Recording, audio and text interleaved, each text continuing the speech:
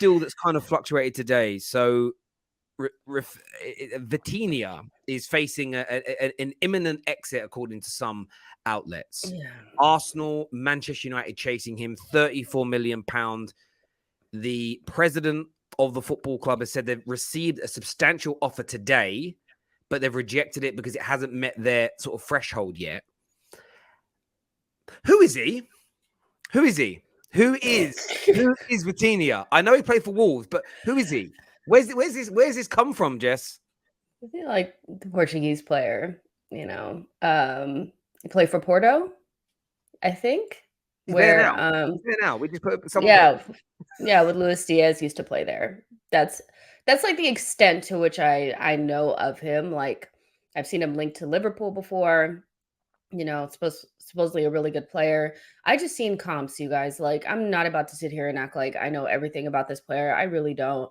22 years old, looks really good on the ball, a nice looking player. Like, either one of Manchester United or Arsenal could probably use this player in their midfield, right? So that's pretty much all I know. And these links have come out kind of out of nowhere, which is interesting to me. But yeah, I think it's more interesting. I mean, how do you feel about it? Because I feel like it's more geared towards Manchester United than Arsenal. Obviously, Arsenal are somewhat interested, but like, do you think that this has something to do with like the Frankie de Jong thing? Because I've seen people kind of say like, instead of going after Frankie de Jong, just stop going after him, go for VITINHA instead. Like, do you think has something to do with that, or what do you think? Look, I hear your point. Look, I don't know much about this lad at all. When I saw the name, it was you sometimes hear those names and you think to yourself, I know that name, I know that player, and it was because he was at Wolves. Wolves decided to not trigger a £17 million buy option they had on him. By all accounts, I've read as much as I can today. He's had a good period at Porto, been playing well, doing well in regards to that. But it feels a little bit of a strange link. And I say strange because it's so outside. It's so out of the blue. Now, interestingly with it, there's been talks of a Ten Hag Mendes meeting, the agent Jorge Mendes, for a while.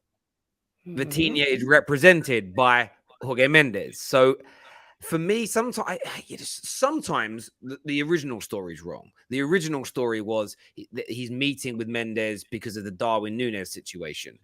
Maybe they weren't meeting for that reason. But, remember that he also looks after a number of other players that have been connected to Man United. Ruben Neves is a Mendes client as well. He looks after a lot of people. He looks after a hell of a lot of the Portuguese players as well. So I don't know about this deal. I don't know enough about him. I'm not slagging him off. I'm not saying he's a bad player. What's frustrated me is, again, all these fake football fans on Twitter that are like, I've been watching this player for ages. He's the baller. I'm like, and where's your tweets about him? Where's your tweets? Where's your videos? Where's your content about this guy? No one's mentioned this guy. He's got such a distinctive name. If people really wanted him at Arsenal, at Man United for the past 3, 6, 9, 12 months, there's no way we wouldn't remember seeing it. Does that make sense? Yeah. And I would just say that, like, I see these reports come out from Portugal and their publications, or even like Serie A, they always have things coming out. But when the English media isn't really talking about it, I do tend to be a little bit more like, okay, maybe it's not all that it seems. Interest in a player could literally just be contact the agent and see what the terms would be, or contact the club and see what they would want. But like, clubs have interest in so many players. So they could easily be using, clubs. And like, let's not get it twisted. If you say Manchester United and Arsenal are interested in your player, other people pay attention. So it just feels odd that, like, if Manchester United or Arsenal were on the cusp of triggering the release clause for VITINHA, that no English media would be talking about it. That's kind of on I just feel like somebody would have caught on by now. Usually I wait for both sides to start talking about it before I get super excited. But equally, there's some interest there, but interest could literally just be What would it take for you to get here? The positive thing about it, and I think for either club, and I know from a Man United point of view, we're always linked to the obvious candidates. And it doesn't mean they're bad. Frankie de Jong is if he's available, he's an obvious candidate. Basuma, obvious. Ruben Neves, obvious. VITINHA would be almost one of those kind of left field signings that you're not really expecting your club to go after.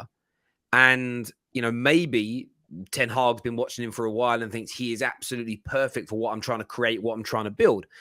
So I'm not against it.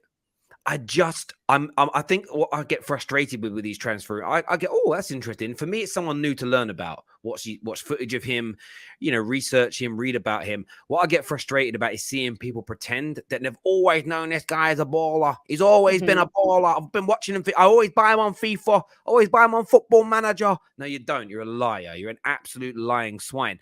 Pedro here says 17 million buyout, but wanting 40. Am I missing something? So Wolves had a £17 million buy option at the end of the loan move they did. And often that's because the depends how much you're paying of his salary and the initial loan fee you pay. There's normally a negotiation that's done on the buy clause. That also kind of puts me off a little bit.